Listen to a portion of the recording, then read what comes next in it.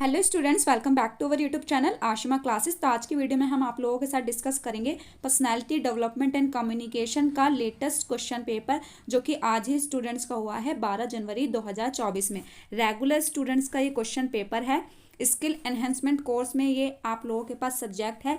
देखिए, उनको भी थर्ड सेमेस्टर में मिला है जिन्होंने फर्स्ट सेमेस्टर में रेगुलर में ये सब्जेक्ट नहीं पढ़ा। तो ये थर्ड सेमेस्टर का क्वेश्चन पेपर है जो आज इवनिंग शिफ्ट में हुआ है। देखिए, इनका क्वेश्चन पेपर किस तरीके से आया था। 30 मार्क्स का इनका क्वेश्चन पेपर था, जिसके लिए इनको 1 आवर दिया गया है।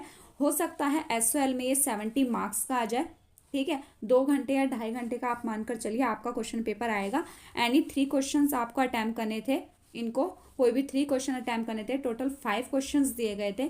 10 मार्क्स का ईच क्वेश्चन था इनका। ठीक है, देखिए जो मैंने आपको इंपॉर्टेंट क्वेश्चन मार्क कराए थे उनमें से इनके कितने क्वेश्चन मैच कर गए। देखिए, what are the features of an effective communication. देखिए, फर्स्ट क्वेश्चन आपको कम्युनिकेशन से मिलेगा कि हमें इफेक्टिव कम्युनिकेशन के फीचर्स बताने हैं, या फिर नीड फॉर कम्युनिकेशन आपका आ सकता है, या how to improve your communication skills. ये क्वेश्चंस जो हैं वेरी इंपॉर्टेंट। फर्स्ट क्वेश्चन आपको इस पर ही देखने को मिल सकता है। सेकंड क्वेश्चन है इफेक्टिव प्रेजेंटेशन के टूल्स आपको बताने हैं जो इफेक्टिव प्रेजेंटेशन को क्रिएट करते हैं। उनके कोई भी 2 एग्जाम्पल्स आपको एक्सप्लेन करने हैं। 10 मार्क्स में ये क्वेश्चन पूछे गए हैं।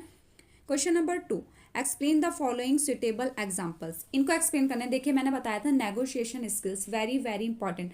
नेगोशिएशन का मीनिंग, उसकी नेगोशिएशन स्किल्स के टाइप्स, उसकी स्ट्रैटेजीज आप पढ़कर जाएंगे, क्योंकि उस पर क्वेश्चन बनेगा ही बनेगा, क्योंकि ये एक इंपॉर्टेंट टॉपिक रहता है आपके एग्जाम पॉइंट ऑफ व्यू से। ठीक है, देखिए मैंने इमोशनल इंटेलिजेंस मार्क कराए थे, इनके एग्जाम में भी वो आया है। एंड कम्युनिकेशन, इस पर आपको एग्जाम्पल भी देना है और इनको एक्सप्लेन करना है। देखिए, नेगोशिएशन स्किल्स क्या होती हैं।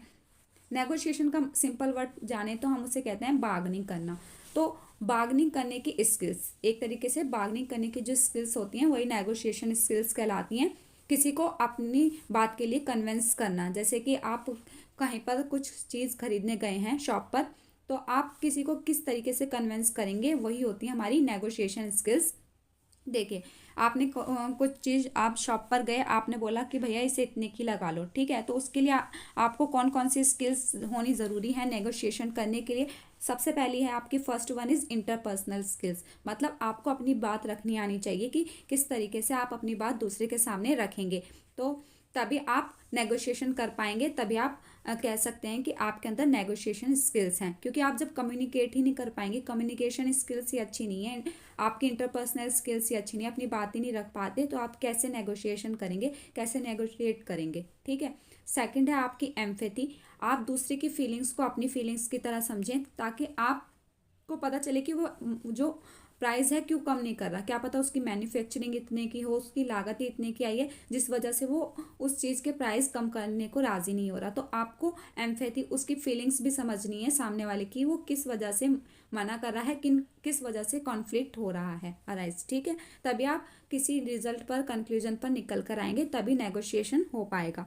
ठीक है, थर्ड है हमारा कॉन्फिडेंस। आपके अंदर नेगोशिएशन करने के लिए कॉन्फिडेंस का होना ज़रूरी है, क्योंकि अगर आपके अंदर कॉन्फिडेंस नहीं होगा, आप अपनी बात ही नहीं कह पा रहे हैं कॉन्फिडेंस से, तो आपको सामने वाला कैसे समझेगा कि आप क्या चाहते हैं, क्या थॉट चल रहे हैं आपके दिमाग में, क्योंकि आपके अंदर कॉन्फिडेंस ही नहीं है कहने का। अगर आप कॉन्फिडेंस से उस बात को रखेंगे शॉपकीपर के सामने कि भैया इसको इतने की लगा लीजिए, ये सामान ऐसा है, तो क्या पता वो आपकी बात मान जाए। ठीक है, और पेशेंस का होना, क्योंकि आप बार्गेनिंग कर रहे हैं तो एकदम से प्राइस कम नहीं हो जाएंगे, तो आपके अंदर पेशेंस होना चाहिए। ये नहीं आप चले गए कि चलो भाई नहीं देना चाहता, ऐसे ऐसे कह रहा है तो हम तो कहीं और से ले लेंगे, तो आपके अंदर पेशेंस भी होना चाहिए।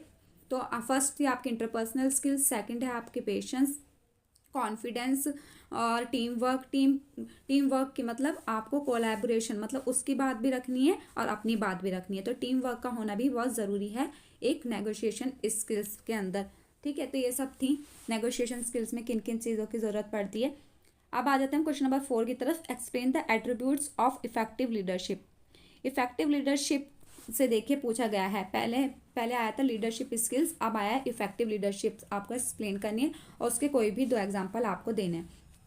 जो मैंने आपको इंपॉर्टेंट क्वेश्चन मार्क कराए ना, देख लीजिए, इनके उन्हीं में से क्वेश्चन बनकर आए हैं। देखिए, इसमें मैंने आपको मार्क कराया था ऑडियो विजुअल एड्स, इस पर आया मैंने बताया टीम वर्क, और आपको लीडरशिप पता होनी चाहिए, यूनिट 3 से पूछा गया है आपकी।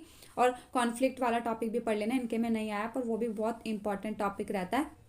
और देखिए नॉन वर्बल, मैंने बोला था नॉन वर्बल तो पढ़ के जाइएगा, क्योंकि सबको वर्बल कम्युनिकेशन के बारे में पता है लेकिन नॉन वर्बल कम्युनिकेशन अच्छे से नहीं पता। तो नॉन वर्बल कम्युनिकेशन कौन सी कम्युनिकेशन होती है, जो कि ना बोलकर करी जाती ना ही लिख कर, या आपके फेस एक्सप्रेशन या बॉडी लैंग्वेज से ही पता चल जाती है, उसे हम नॉन वर्बल कम्युनिकेशन कहते हैं। तो ये फीचर्स बताने हैं आपको इसके।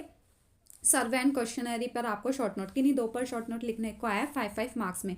आई होप आप लोगों को ये वीडियो हेल्पफुल लगी हो। वीडियो हेल्पफुल लगी हो तो प्लीज़ वीडियो को लाइक ज़रूर से करना। अगर आप हमारे चैनल पर नए हैं तो आप चैनल को सब्सक्राइब करना और फ्रेंड्स लोगों तक ये वीडियो शेयर कीजिए ताकि उनकी भी हेल्प हो सके। Thanks for watching.